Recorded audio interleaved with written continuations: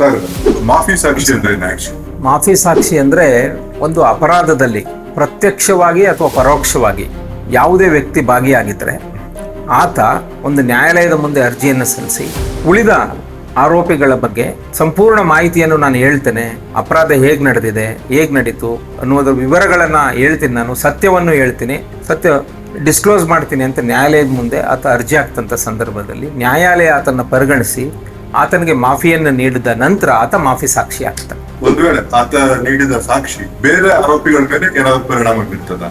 ಖಂಡಿತವಾಗಿ. ಒಂದು, ಆತ ಕೂಡ ಪ್ರತ್ಯಕ್ಷವಾಗಿ ಆರೋಪದಲ್ಲಿ ಭಾಗಿಯಾಗಿದ್ದಂಥ ಸಂದರ್ಭದಲ್ಲಿ ತನ್ನ ಪಾತ್ರ ಏನಿತ್ತು, ಉಳಿದ ಆರೋಪಿಗಳ ಪಾತ್ರ ಏನಿತ್ತು ಅಂತ ಡಿಸ್ಕ್ಲೋಸ್ ಮಾಡಿದಂಥ ಸತ್ಯವನ್ನು ಹೇಳಿದಂಥ ಸಂದರ್ಭದಲ್ಲಿ ಖಂಡಿತವಾಗಿ ಉಳಿದ ಆರೋಪಿಗಳ ಮೇಲೆ ಪರಿಣಾಮ ಬೀರ್ತದೆ. ಅಂದ್ರೆ ಮಾಫಿ ಸಾಕ್ಷಿದಾರ ಅವನೇ ಸಾಕ್ಷಿದಾರ ಆಗ್ತಾನೆ, ಆರೋಪಿ ಆಗಿದ್ದಂತ ಸಾಕ್ಷಿ ಆಗ್ತಾನೆ. ಮೊದಲು ಆರೋಪಿ ಆಗಿದ್ದವನು ಮಾಫಿ ಸಾಕ್ಷಿ ಆದ ನಂತರ, ಅಂದ್ರೆ ಕೋರ್ಟು ಆತನಿಗೆ ಪಾರ್ಡನ್ ಅಂದ್ರೆ ಕ್ಷಮಾದಾನವನ್ನು ನೀಡಿದ ನಂತರ ಆತ ಪ್ರಾಸಿಕ್ಯೂಷನ್ ವಿಟ್ನೆಸ್ ಆಗ್ತಾನೆ, ಆತ ಸಾಕ್ಷಿದಾರ ಆಗ್ಬಿಟ್ಟು. ಮಾಫಿ ಸಾಕ್ಷಿದಾರನಿಗೂ ಅಪಾಯ ಇದೆಯಾ ಈ ಸಂದರ್ಭದಲ್ಲಿ, ವಿಚಾರಣೆ ಸಂದರ್ಭದಲ್ಲಿ? ಮಾಫಿ ಸಾಕ್ಷಿದಾರನಿಗೆ ಮೇಲೆ ಉದಾಹರಣೆ ಮ್ಯಾಜಿಸ್ಟ್ರೇಟ್ ಮುಂದೆ BNSS 343 ಅಡಿಯಲ್ಲಿ ಆತ ಪಾರ್ಡನ್ ಅನ್ನ ತೆಗೆದುಕೊಂಡಂತ ಸಂದರ್ಭದಲ್ಲಿ ಆತ ಏನು ಹೇಳಿಕೆ ಕೊಟ್ಟಿರ್ತಾನೆ, ನಂತರ ಆತ ನೀಡುವಂತ ಹೇಳಿಕೆ, ತನ್ನ ವಿಚಾರಣೆ ಸಮಯದಲ್ಲಿ ನೀಡುವ ಹೇಳಿಕೆ ಇಂಡಿಪೆಂಡೆಂಟ್ ವಿಟ್ನೆಸ್ ಏನಿರ್ತದೆ ಅದಕ್ಕೆ ಅವರ ಸಾಕ್ಷ್ಯವನ್ನು ಕೊರಾಬರೇಟಿವ್ ಮಾಡೋದು, ಅಂದ್ರೆ ದೃಢೀಕರಿಸುವ ಸಾಕ್ಷ್ಯ ಈತದ್ದಾಗಿರ್ಬೇಕು. ಅದು ಆಗಿರದೆ ಮತ್ತೇನು ಆತ ಹೇಳಿಕೊಳ್ತಾನೆ ಅಂದ್ರೆ ಅವಾಗ ನ್ಯಾಯಾಲಯ ಅದನ್ನ ಸೂಕ್ಷ್ಮವಾಗಿ ಪರಿಗಣಿಸ್ತದೆ. ಒಂದು ವೇಳೆ ಅವನೇನಾದ್ರು ಸುಳ್ಳು ಸಾಕ್ಷಿ ನೋಡಿದ್ರೆ ಮಾಫಿ ಸಾಕ್ಷಿ ಆಗ್ತಾನೆ ಅಂತ ಹೇಳಿ ಬಂದಿದೆ. ಮೊದಲು ಮಾಫಿ ಸಾಕ್ಷಿ ಮಾಡಬೇಕಾದ್ರೆ ನ್ಯಾಯಾಲಯ ಸುಪ್ರೀಂ ಕೋರ್ಟ್ ನ ಗೈಡ್ಲೈನ್ ಆಧಾರದಲ್ಲಿ ಆತನ ಹೇಳಿಕೆಯನ್ನು ಪಡ್ಕೊಳ್ಬೇಕಾಗ್ತದೆ. ಆತ ನೀಡುವ ಹೇಳಿಕೆ ಸ್ವತಂತ್ರ ಸಾಕ್ಷಿಗಳು ಸಾಕ್ಷ್ಯವನ್ನ, ಪುರಾವೆಗಳನ್ನ ದೃಢೀಕರಿಸುವ ಹೇಳಿಕೆ ತಂದಾಗಬೇಕಾಗ್ತದೆ. ನಂತರ ಆತ ಏನಾದ್ರೂ ಸುಳ್ಳನ್ನು ಹೇಳಿದ್ದಾರೆ ಅಂತೇಳಿ ನ್ಯಾಯಾಧೀಶರ ಗಮನಕ್ಕೆ ಬಂದ್ರೆ BNSS ಸೆಕ್ಷನ್ 345 ಅಡಿಯಲ್ಲಿ ಆತನ ಮೇಲೆ ಕೂಡ ಕ್ರಮವನ್ನ ವಹಿಸಬಹುದು.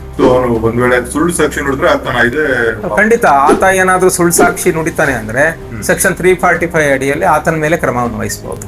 ಈ ಮಾಫಿ ಸಾಕ್ಷಿ ಹೇಳಿಕೆನ ಪ್ರಕರಣಕ್ಕೆ ಅಂತಿಮವಾದಂತಹ ಸಾಕ್ಷಿನ ಇದು ಪೂರಕ ಸಾಕ್ಷಿ ಆಗ್ತದೆ, ಇದೇ ಅಂತಿಮ ಸಾಕ್ಷಿ ಅಂತಲ್ಲ. ಇಂಡಿಪೆಂಡೆಂಟ್ ವಿಟ್ನೆಸ್ ಹೇಳಿಕೆ ಮತ್ತು ಮಾಫಿ ಸಾಕ್ಷಿ ಹೇಳಿಕೆ, ಮೆಡಿಕಲ್ ಎವಿಡೆನ್ಸು, IO ಏನ್ ಹೇಳಿಕೆ ಕೊಡ್ತಾರೆ ಎಲ್ಲವನ್ನು ಪರಿಗಣಿಸಿ ನಂತರ ತೀರ್ಪನ್ನ ನ್ಯಾಯಾಧೀಶರು ಕೊಡ್ತಾರೆ. ಯಾವ ಹಂತದಲ್ಲಿ ಮಾಫಿ ಸಾಕ್ಷಿ ಹೇಳೋದಕ್ಕೆ, ಅಂದ್ರೆ ಈಗ ಒಂದು ಯಾವ್ದೋ ಒಂದು ಪ್ರಕರಣ ಹೇಳಿದ್ರು ತಿಂಗಳಗಟ್ಟಲೆ ವರ್ಷಗಟ್ಟಲೆ ವಿಚಾರಣೆ ನಡೆದಿರ್ತದೆ, ಯಾವ ಹಂತದಲ್ಲಿ ಅಂದ್ರೆ ಒಂದು ವಿಚಾರಣೆ ಸೀರಿಯಸ್ ಹೀನಸ್ ಕ್ರೈಮ್ ಸಂದರ್ಭದಲ್ಲಿ ಒಂದು ಅಪರಾಧ ಅದು ಸೆಷನ್ಸ್ ಕೋರ್ಟ್ಗೆ ಕಮಿಟ್ಮೆಂಟ್ ಆದ ನಂತರ ವಿಚಾರಣೆ ಶುರು ಆಗ್ತದೆ. ವಿಚಾರಣೆ ಮತ್ತು ಜಡ್ಜ್ಮೆಂಟ್ ಅಂದ್ರೆ ತೀರ್ಪು ಕೊಡುವ ನಡುವೆ ಯಾವ ಹಂತದಲ್ಲಾದ್ರೂ ಮಾಫಿ ಸಾಕ್ಷಿ ಅರ್ಜಿಯನ್ನು ಸಲ್ಲಿಸಿ ತನ್ನ ಹೇಳಿಕೆಯನ್ನ ಕೊಡ್ಬೋದು. ಒಂದು ಪ್ರಕರಣದಲ್ಲಿ ಒಬ್ಬನಿಗಿಂತ ಹೆಚ್ಚಾಗಿ ಅಂದ್ರೆ 2-3 ಜನ ಮಾಫಿ ಸಾಕ್ಷಿ ಆಗ್ತೀವಿ ಅಂತ ಬಂದಾಗ ಆ ಸಾಕ್ಷಿನ ಯಾವ ತರ ಪರಿಗಣಿಸ್ತೇವೆ?